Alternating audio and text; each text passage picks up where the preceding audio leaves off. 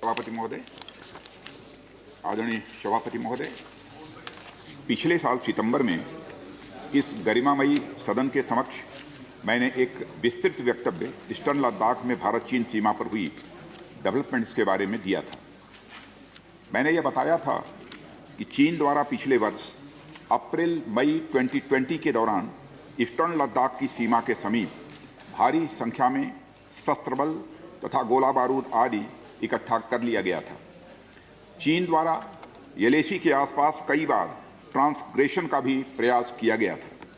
हमारी सशस्त्र सेनाओं ने उन सभी प्रयासों के दृष्टिगत उपयुक्त जवाबी कार्रवाई की थी।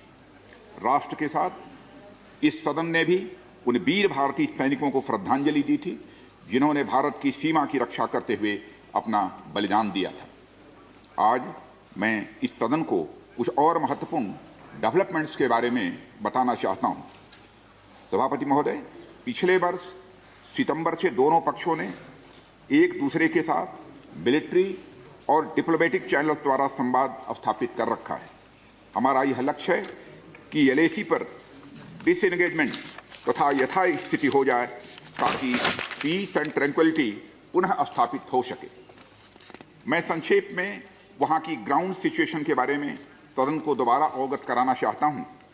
सदन को ज्ञात है कि चीन ने अनधिकृत तरीके से लद्दाख केंद्र शासित प्रदेश के लगभग 38,000 वर्ग किलोमीटर पर 1962 के संघर्ष के समय से कब्जा बना लिया है।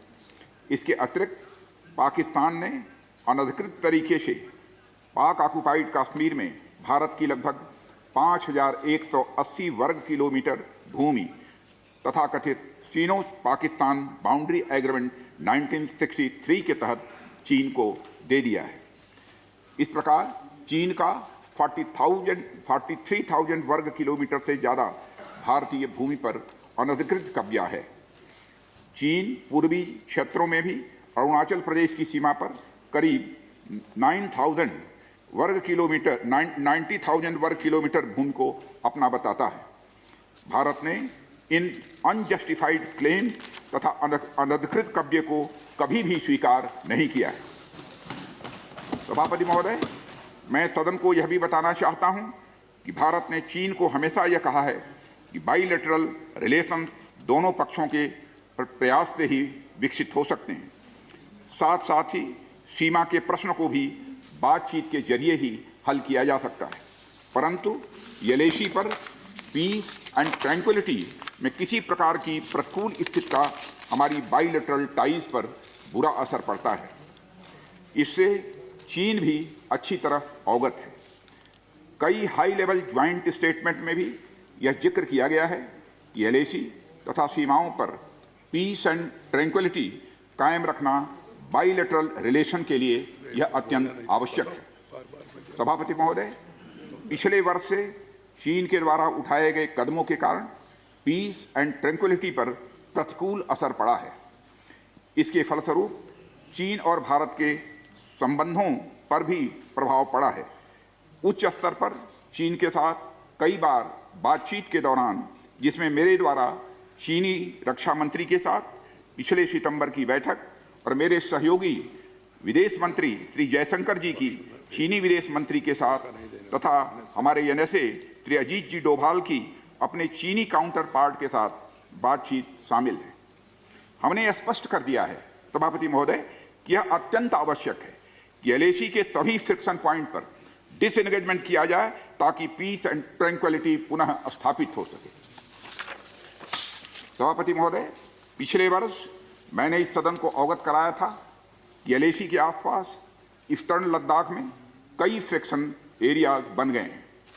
चीन ने बड़ी संख्या में सेना एवं गोला बारूद आदि भी एलएसी के आसपास तथा उसके पीछे अपने क्षेत्रों में इकट्ठा कर लिया है। हमारे सशस्त्र सेनाओं द्वारा भी भारत की सुरक्षा की दृष्टि से एडिक्वेट तथा इफेक्टिव काउंटर डिप्लॉयमेंट भी किए गए हैं। मुझे यह बताते हुए सभापति महोदय गर्व महसूस हो रहा है कि भारतीय सेनाओं ने इन सभी चुनौतियों का डटकर सामना किया है सभापति महोदय, तथा अपने शौर्य एवं बहादुरी का परिचय पेंगांग त्सो के साउथ एवं नॉर्थ बैंक पर दिया है। सामरिक दृष्टि से महत्वपूर्ण कई क्षेत्रों को चिन्हित कर हमारी सेनाएं कई पहाड़ियों के ऊपर तथा हमारे दृष्टिकोण से उपयुक्त अन्य क्षेत्रों पर भी मौजूद हैं।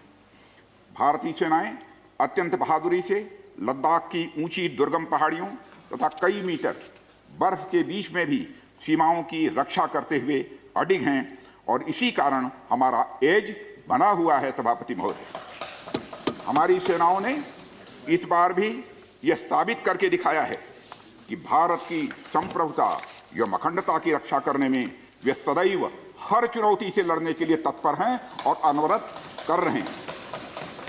सभापति महोदय, पिछले वर्ष से मिलिट्री एंड डिप्लोमेटिक लेवल पर चीन के साथ हमारा संबंध बना रहा है। इस बातचीत में हमने चीन को यह बताया है कि 3 सिद्धांतों के आधार पर हम इस समस्या का समाधान चाहते हैं। फर्स्ट, दोनों पक्षों द्वारा एलएसी को माना जाए और उसका आदर किया जाए।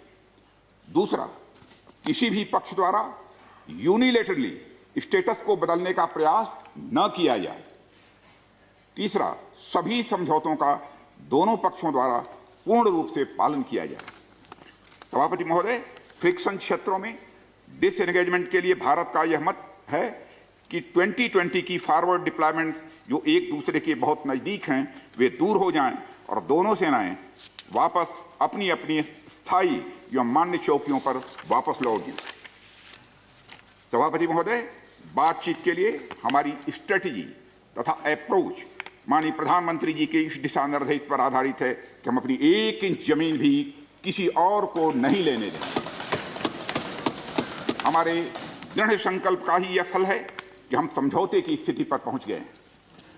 इन दिशा निर्देशों के दृष्टिगत सितंबर 2020 से लगातार मिलिट्री एंड डिप्लोमेटिक लेवल पर दोनों पक्षों में कई बार बातचीत हुई है कि इस डिसएंगेजमेंट का म्यूचुअली एक्सेप्टेबल तरीका निकाला जाए।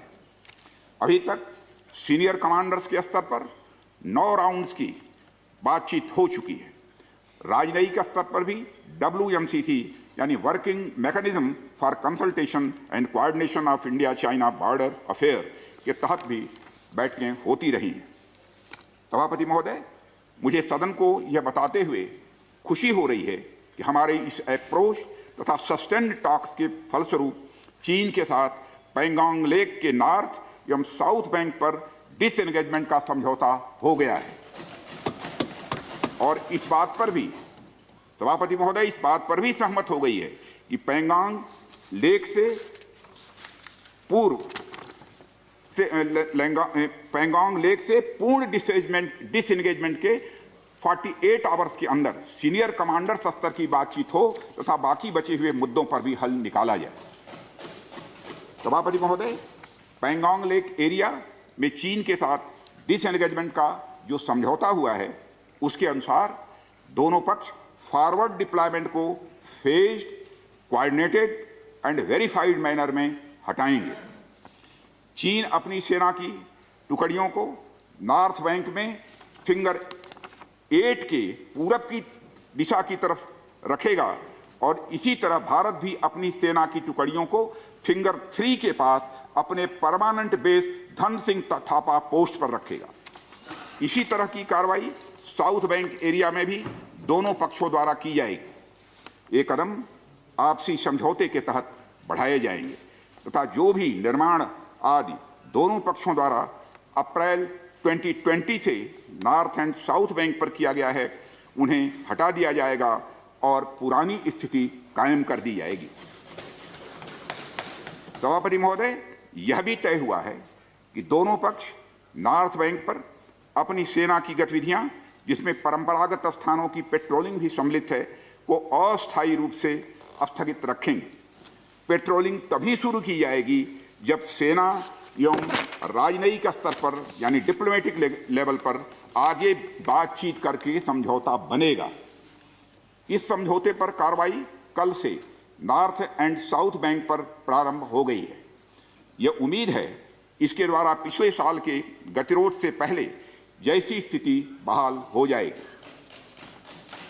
सभापति महोदय, मैं इस सदन को आश्वस्त करना चाहता हूं कि इस बातचीत में हमने कुछ भी खोया नहीं है। सभापति महोदय, सदन को यह भी जानकारी देना चाहता हूं अभी भी एलएसी पर डिप्लॉयमेंट तथा पेट्रोलिंग के बारे में कुछ आउटस्टैंडिंग इशूज बचे हुए हैं। इन पर हमारा ध्यान आगे की बातचीत में रहेगा। दोनों पक्ष इस बात पर सहमत हैं कि बाइलेटरल एग्रीमेंट्स तथा प्रोटोकॉल के तहत पूर्ण डिसएंगेजमेंट जल्द से जल्द कर लिया जाए। अब तक की बातचीत के बाद चीन भी देश की संप्रभुता की रक्षा के हमारे संकल्प से पूरी तरह और अच्छी तरह अवगत है। हमारी यह भी अपेक्षा है कि चीन द्वारा हमारे साथ मिलकर बचे हुए मुद्दों को हल करने का पूरी गंभीरता के साथ प्रयास किया जाएगा। सभापति महोदय, मैं इस सदन से आग्रह करना चाहता हूं कि मेरे साथ संपूर्ण सदन हमारी आर्म्ड फोर्सेस की इस विषम एवं भीषण बर्फबारी की परिस्थितियों में भी शौर्य और वीरता के प्रदर्शन की भूरी भूरी प्रशंसा करे। और सभापति महोदय, मैं ये कहना चाहता हूं कि जिन शहीदों के शौर्य और पराक्रम की नींव पर यह डिसएंगेजमेंट आधारित है, उन्हें देश सदैव याद रखेगा।